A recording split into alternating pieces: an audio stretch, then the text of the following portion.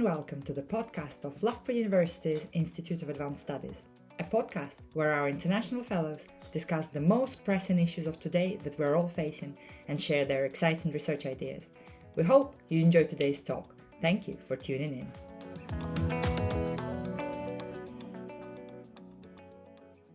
Hello and welcome to the Institute of Advanced Studies. I'm Professor Ksenia Chmutina. I'm the director of the IIS.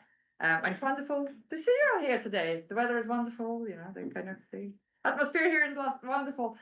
We've actually had a month of a break kind of thing, so it's really nice to be back together, a little bit out of practice. But it's an absolute pleasure to host Josef today. And Josef has been with us already in 2023. We were just talking about this. It's wonderful to see fellows returning. Thank you for letting me. You enjoyed your time here. Yeah, thank you so much for joining us today. As always in the IIS, we will be discussing, and we're always discussing, the most exciting, the most kind of challenging, the most controversial interdisciplinary topics that there are to discuss. And I think Josef's topic is one that is close to so much of the research that is happening at Loughborough, not just, of course, in the sport, but also in social science, in political science disciplines. So, without any further ado, we'll invite Josef Thank you to so join much. us on the imaginary stage. Yeah. Thank you. Thank you. And I'm going to try to stick with this imaginary stage. Kieran, you'll have to tell me if I wander off. I tend to do that. Thank you so much for the kind introduction. And thank you to Loughborough University, the IIS, and the School of Sport, Health and Exercise Sciences, and the research team on sport, business and society for having me. It's my second time. I've been here for a month. I leave, taxi's picking me up right after I finish this. So I've had, talking about it earlier, I've had a wonderful time, not least weather-wise, because when I left home, it was 40 centimeters of snow still and some -8, 10 degrees. So this has been very, very nice. So now when I'm returning, it won't be this. It will be like 5 degrees perhaps, but no snow, not green yet. But one good thing is that I kind of skipped the ugly part of spring in North Sweden, where everything is just brown and dirty and messy. So thank you all for coming to my talk. Apart from being a fellow here and a previous visiting fellow, I work as a professor at Umeå University and Umeå School of Sports Sciences. I also work 20% as a visiting professor at the Norwegian School of Sports Sciences based in Oslo, Norway.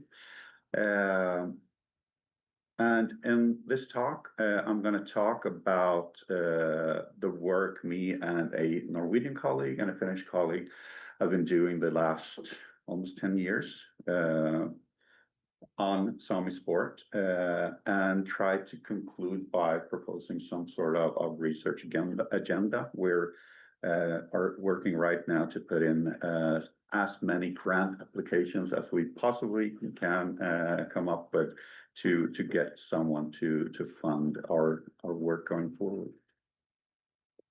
And yeah, let's click. Am I staying within frame here, Kieran?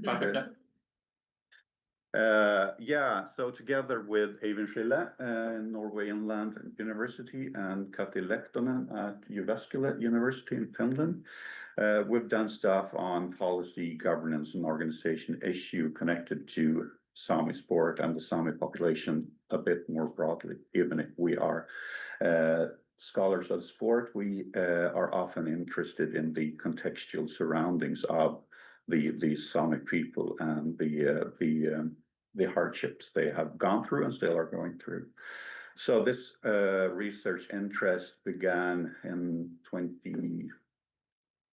2014-15, where conflicts began to increase between the Sami population and the majority populations in these countries that I'm soon going to present to you. And they were very much heated around issues connected to sport, outdoor life, and tourism, because it's essentially conflicts over the use of land and water. But the interest was also sort of spurred by the governments in these countries, initiatives, programs, projects that were designed to push the opportunities for other underprivileged groups. And we saw kind of a conspicuous lack of focus on our own indigenous people. It seems like we were focusing a lot on doing things for other groups. And Sweden, Norway, especially, has been kind of known previously during 60s, 70s, and 80s for being kind of some sort of moral police around the world, telling the South African regime that they are not behaving well, or the Israeli government, or other places in the world, while we seem to be less occupied with what happens in our backyard. We also found during these studies and these years that it's kind of useful to use, not use, but yeah, you get my point, to kind of seize the opportunity to view the Sami issues as a lens through which we could place the spotlight on broader issues like democracy, community identity, and self-determination. I will try to allude to some of them in these slides. So a bit of context. The Sami people is traditionally a nomadic tribe or people. They still are, even though not to the same extent as historically, for reasons of modernity. They amount to somewhere around 80 to 160,000. As you can see, that's not very accurate, but that is due to the fact that it's in these nation states, Norway, Finland, Sweden, it's not allowed to register ethnicity in when you count people, or when you collect tax, or issue social security numbers. So we don't really know. Another fact going into the difficulty and really knowing how many they are is that Sami identity is something that you either prove on your maternal bloodline, or by your language, that you actually know one of the 11 Sami languages, or that you essentially identify as a Sami. So that makes it even more difficult to really know how many they are. As you can see, the light blue illustration also covers large part of the Kola Peninsula in Russia. This presentation and our studies cover mainly or exclusively the Sami people in Norway, Sweden, and Finland, because we have tried a number of times to connect with researchers in Russia, helping us out with their part of the Sami population, but so far we haven't been fortunate in that. So if you happen to know anyone working on indigenous issues in Russia, please send me an email, because it's kind of a lack in our research that we cover only 3 of the 4 countries. The common view of a Sami individual is that it is working with reindeer husbandry. Reindeer is you know what reindeers are? Yeah, Santa Claus and all that. Yeah. It used to be a wild animal. It's not anymore. It became domesticated during the 1600s by the Sami, and has since then been the main source of livelihood for Sami people. Even though we have many Sami tribes, in lack of a better word, that are getting their income from other also traditional industries like forestry, fishing, hunting. History tells us that they have been around the Scandinavian peninsula for at least 10,000 years. They've been records of having a common Sami identity, even though, as with Native Americans, they are not really one people in that sense. They have a number of languages which the ones in the south wouldn't understand the ones in the Kola Peninsula, for example. But still, a common Sami identity has been around for somewhere around 3,000 years. They have been colonized for almost 1,000 years, which coincides with when Sweden became a kingdom, the Kingdom of Sweden, which we still are, and when Sweden, a Swedish king at the time, established the borders of Sweden as we kind of know them today. Those of you interested in history knows that Sweden used to be an empire in the 15 and 1600s with borders all the way over to today's Ukraine, Poland, and the Baltic countries, the Northern Europe, including Norway and Finland, and Denmark, of course. But since I think the last update on our geographical borders come from when we separated ourselves from the Union with Norway, or they separated from us, more correctly, in 1905. So Sweden is a very old country on one hand, but also kind of a new country on the other. So the colonization effectively has meant that until quite recently, Sami people have experienced restricted religious freedom. One part of establishing Sweden as a nation state during the 1500s was to christen all of the not the wild, but the uncivilized people of the north. And has been so since quite recently. Also restricted use of language. They were forced to learn Swedish or a previous form of Scandinavian, which is an Old Norse language, and which is still the reason that Swedish, Norwegian, and Danish people can kind of understand each other.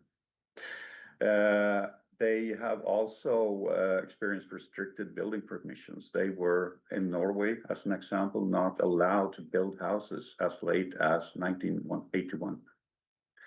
Because, that's the official narrative, of course, the government's ambition to protect the Sami as a nomadic people.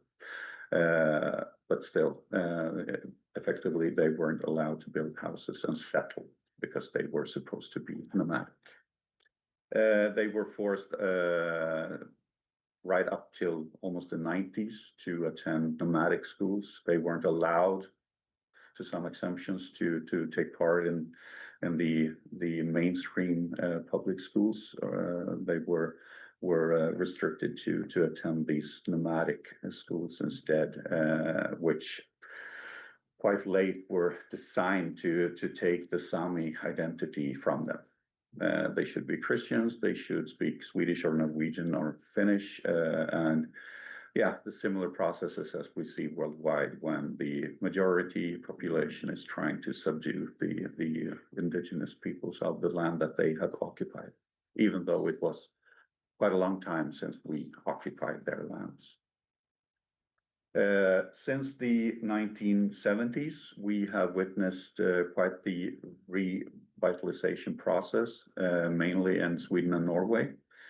even so more in Norway than in the other countries, which has resulted in the establishment of a specific Sami parliament, which is a pan-Sami establishment for the Sami people living in Norway, Finland, and Sweden, to give the Sami population their own voice, their own opportunity to have a say in policy issues that affect their lives.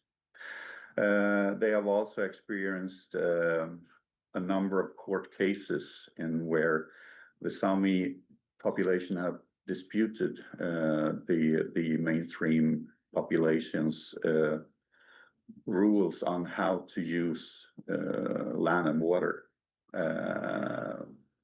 setting borders for land ownership by private persons or by the state. So some of these cases has actually led to granting the Sami people more of a more freedom in terms of having the opportunity to get livelihood out of the land and water on which they reside. Take a few examples to sell fishing permits and hunting permits, which should traditionally has been the prerogative of the state. And also being granted more opportunity to express their specific culture. One of these areas is what we focus mostly on sport. Because as with language and religion, prior to, let's say, 1950s, they weren't allowed also to express their culture through reindeer racing or lasso throwing or other traditional Sami sport disciplines.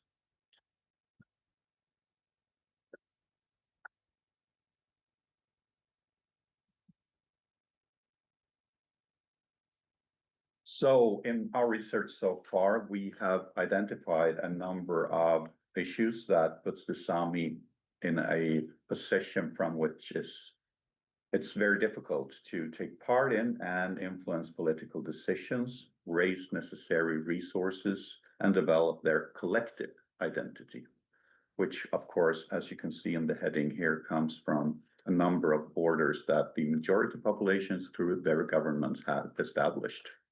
That cuts across both what we saw on the geographical borders of Sápmi, but also culturally. A first such border or issue relates to a number of complexities that stem from three borders dividing the Sami population and their issue. First of all, as you perhaps saw in the picture, even though you might not know of the official borders of Finland, Norway, and Sweden, very small countries in the periphery of Europe. And these countries have very different ideas on how much or little, in the Swedish case, they recognize the Sami as an indigenous people. So whilst Sweden might have done quite a lot lately in favor of Sami issues, they still don't recognize the United Nations Convention, ILO 169, that is the convention regulating how we have agreed on to treat indigenous populations. Norway has, Finland also have not, Russia hasn't. So it's a difference between them, which the Sami population, depending on where they happen to reside, are treated differently, which results in difficulties for them as a people to act collectively.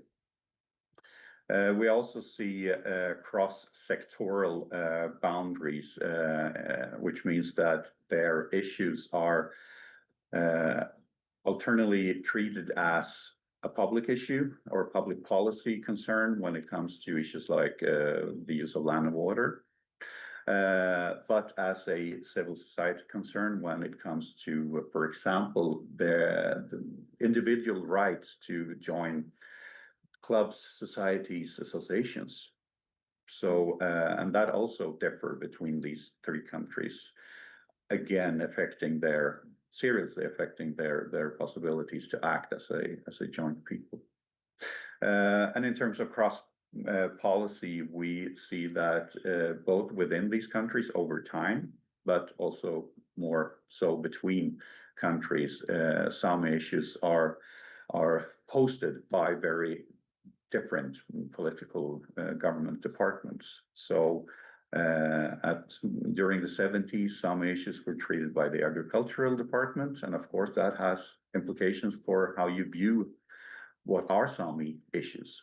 Well, they are agriculture or cultural, and that of course affects into viewing Sami issue as mostly cultural, perhaps linguistic or religious issues. Nowadays, in both Norway and Sweden, they are under the auspices of the Department of Culture, but they've also, as in Finland, been regulated or handled by the Departments of Public Health.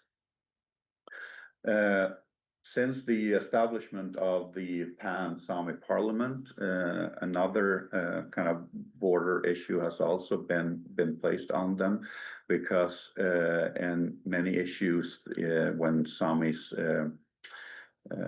try to voice concerns about issues that affect their livelihood or their possibility to express culture and identity, they are referred to their Sami Parliament. In effect saying that this is an issue that you need to resolve by yourself, even though the Sami Parliament has very little actual political influence. It's an influence that is still granted by the majority populations, and thereby the governments in these countries can actually from time to time decide on how much or how little say the Sami should have in various issues. So taken together, this results in a very fragmented policy landscape and an uneven playing field depending on where you happen to reside in Norway, Sweden, Finland, or Russia. That really aggravates navigation. How should we maneuver this space to get our say? But also seriously inhibits cross-border cooperation, because they are actually forced to act within the borders of Finland or Sweden or Norway or Russia.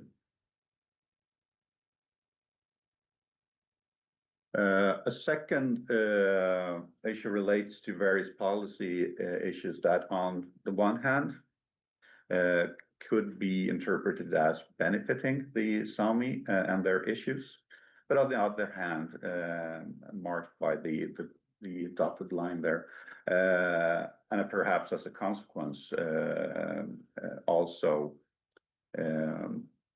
favor the majority population. So while we at the same time almost have seen truth and reconciliation commissions that we see kind of all over the world, issued by these governments to confess, describe, and try to correct previous wrongdoings and violations, and that they also have been, by the Supreme Courts in these countries, been granted some exclusive rights. In this example, versus the Swedish state to issue hunting and fishing licenses, which is kind of paramount to their livelihood, especially for those Sami who are not reindeer owners, because their livelihood is they can't depend on the ownership of reindeers. They need to find their kind of occupation and livelihood elsewhere, and having not been able to monetize the value of their lakes, sea lines, and lands has been a serious obstacle. But now in Sweden and Norway will seem to follow suit on that one, are granting the Sami a little bit more prerogative in that department. But on the other hand, and simultaneously, we also see policy decisions going in the complete other direction, with a recent example from last year where Finland's Supreme Administrative Court overruled the Finnish Sami Parliament on the issue of eligibility for the Sami voter list. effectively annulling the election to the Finnish Sami parliament, which is perhaps not a big deal if you compare to livelihood, but a very big deal if you view it as the Sami population's possibility to govern themselves. We also have an example where the Supreme Court of Norway ruled that the municipality of Karasjok, which is by the Sami viewed as the Sami capital.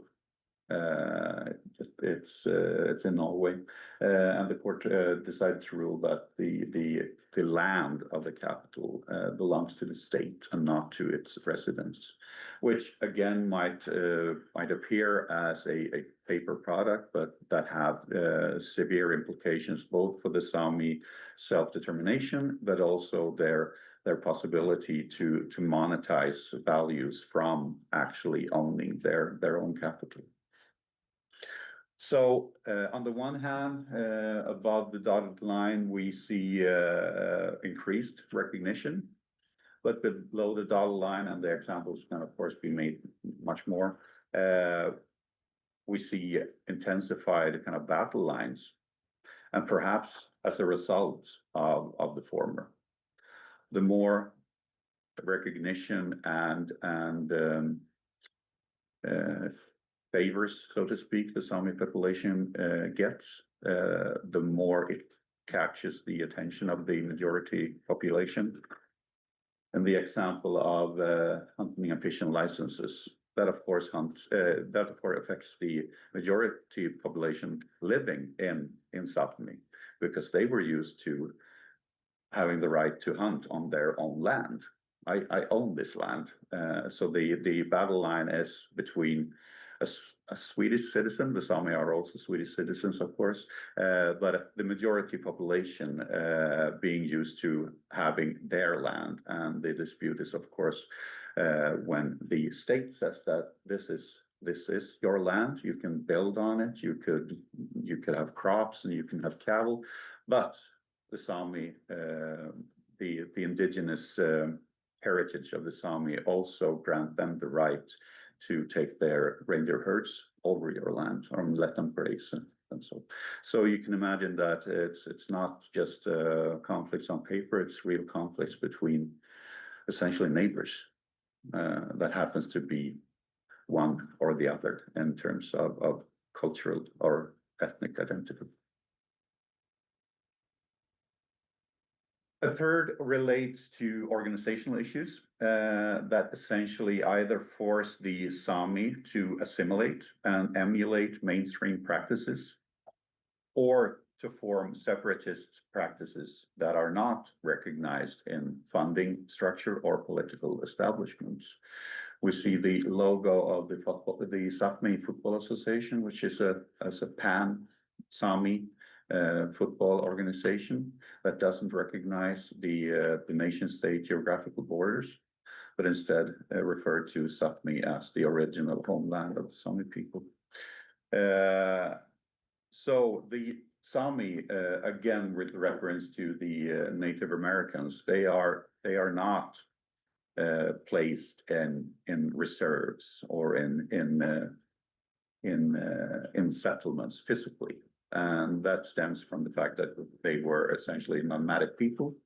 So they are organized in what's called Sami villages, but that is not a village. It's a social construction that is based on family ties and cultural local belonging.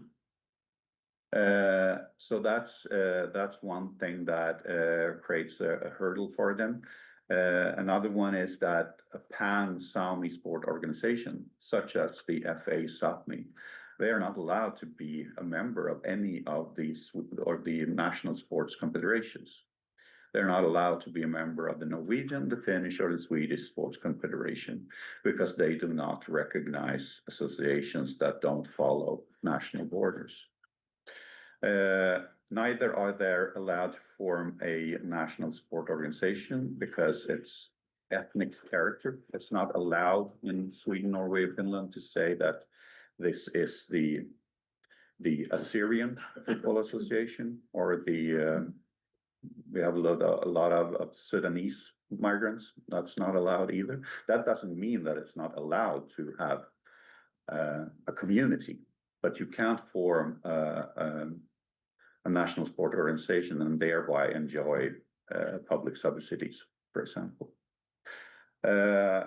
Instead, clubs that offer Sami activities are encouraged to join existing national sport organizations, and individuals are encouraged to join mainstream clubs. And that's the main argument from these governments, that we are all for your right to participate and exercise sport, but you should use the structures that we have set in place for those purposes.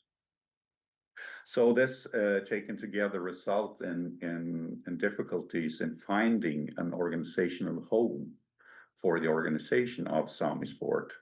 And it also results in less political influence as a result of that, and difficulties in applying for subsidies. And merely for the very basic fact that if you are a nomadic people that don't have a real home address, you cannot belong to a district or a regional sport federation, and thereby you get excluded from funding possibilities.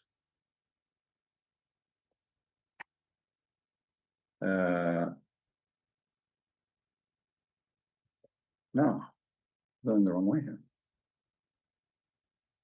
A fourth relate to identity concern that again works both beneficial in some cases, but mostly less beneficial for the Sami. First, we see that specific Sami sports, and the most known ones are the lasso throwing competition and the reindeer racing competitions that we saw in the picture here. That's the reindeer racing. We see that it's an important part in constructing a specific Sami identity, but it's at the same time, of course, as a result, reinforces ethnic boundaries. We see at the same time as it limits individuals exercising them as mainstream sport club do not offer these activities. So the Swedish government might say, we are happy to support your exercise of sport, please join this club. But the individual who want to do reindeer racing, they will not be able to do so because the Swedish sport club, of course, are less likely to offer reindeer racing because they don't know anything about reindeer racing. So while the small size and unique features of Sami sport might be a viable strategy to increase things like self-determination and self-governance, it is at the same time an obstacle in attempts to have say in matters that regards public funding to Sami sport. So what we see is assimilative effects due to government funding criteria and in these separatist practices that the Sami are forced to engage with because it's not offered by the mainstream sport clubs. I have clickers, I don't know why I didn't use it. So what are the kind of broader implications of that?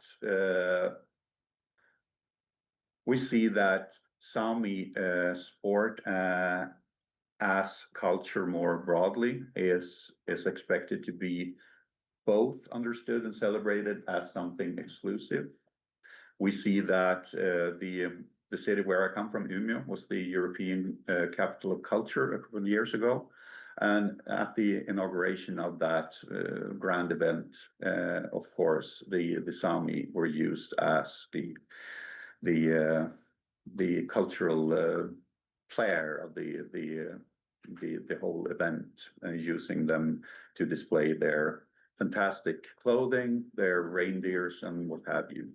So at the same time as the mainstream society is very keen on using the Sami identity to signal diversity and pluralism, and a potential partner to mainstream sport when bidding for events. We saw that it's been a while now, but the Olympics in Lillehammer in '94, during that opening ceremony, what did we see there? We saw a lot of Sami expressions.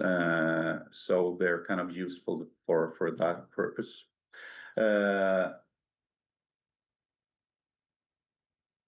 But also to reach specific target groups, because as minority populations more broadly and specifically indigenous people, they are often struck by less quality of life, less physical quality of life, but also psychological quality of life. So reaching the Sami population is also sometimes used as a means to signal that we're trying to correct these differences between the suicide rates, for example, among the Sami, compared to the majority population, which is, I don't have the numbers, but you can see in any paper how the differences are vast. We also find that it seems easier and of course less controversial for these nation states to financially support individual sporting competitions. It's not a problem to tell individuals that you have the same opportunity as anyone else to seek membership in a sport club and play football. And you will get subsidies for that, and you will get the opportunity to use facilities and all that. But it's a completely different thing to kind of politically and financially back collective and organizational conditions for Sami sport organization, because that kind of runs counter to the egalitarian principles that in the Scandinavian countries has kind of built their cultural identity on. Should be equal for everyone, even if it means that it's essentially not equal. So what we find is that while integrated organization, Sami and the majority population together, might create more favorable conditions for individual participants and local community.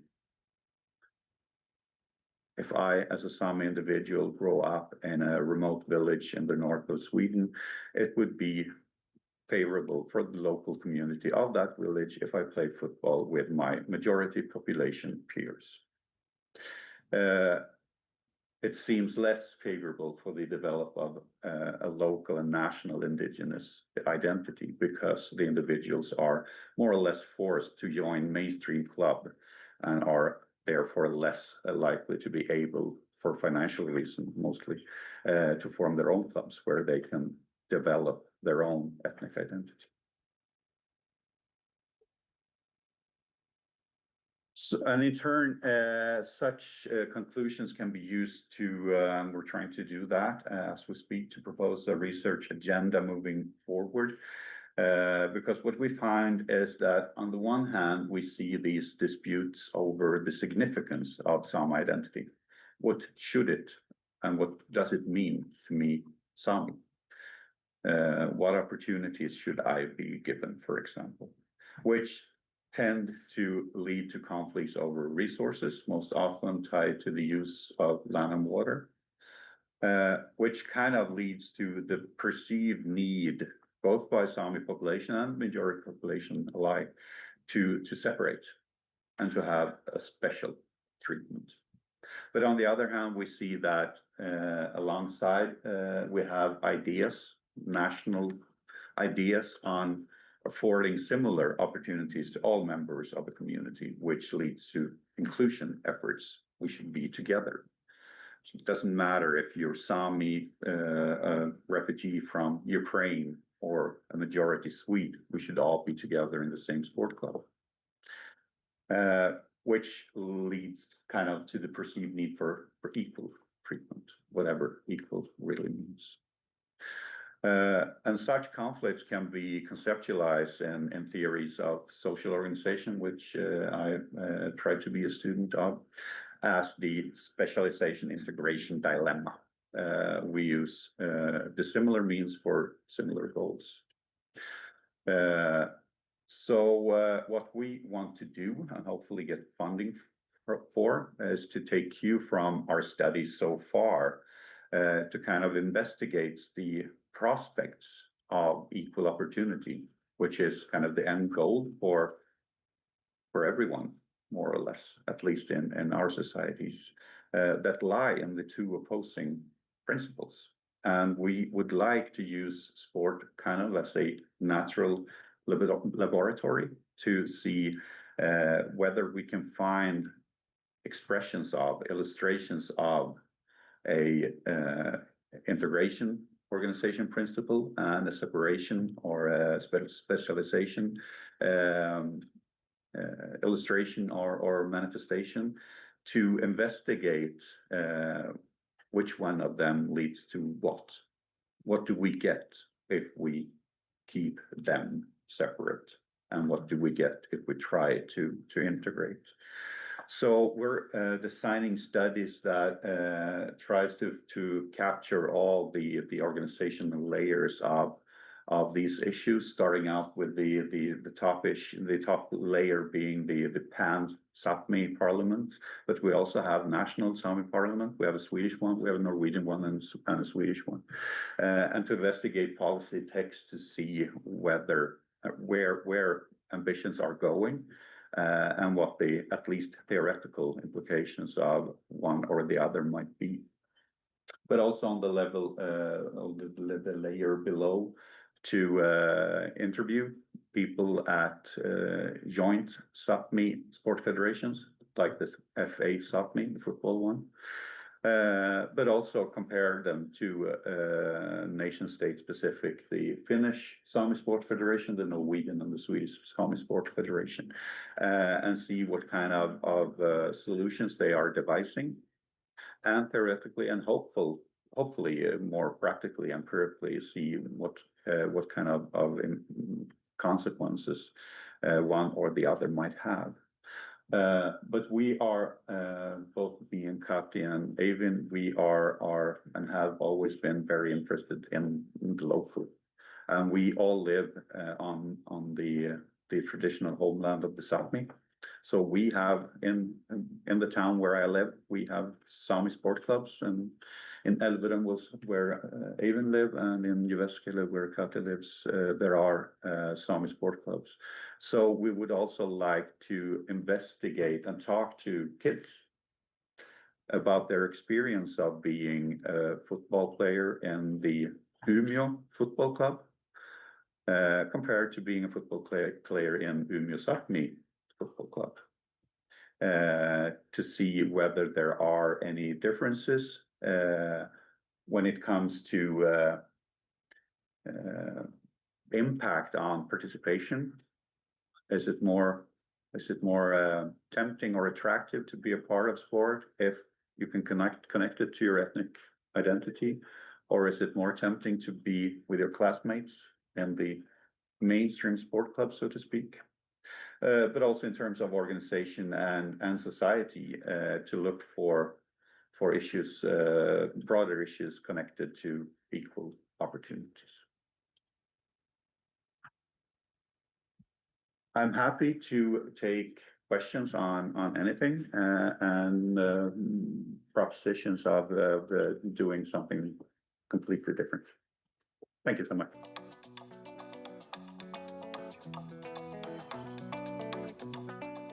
Thank you for listening to the podcast of Loughborough University's Institute of Advanced Studies. A quick reminder about how to stay connected. You can find us on Blue Sky, LinkedIn, and Instagram, and you can also watch the presentations on YouTube. The podcast is available on all the major platforms. Please download, share, and most importantly, subscribe. See you next time.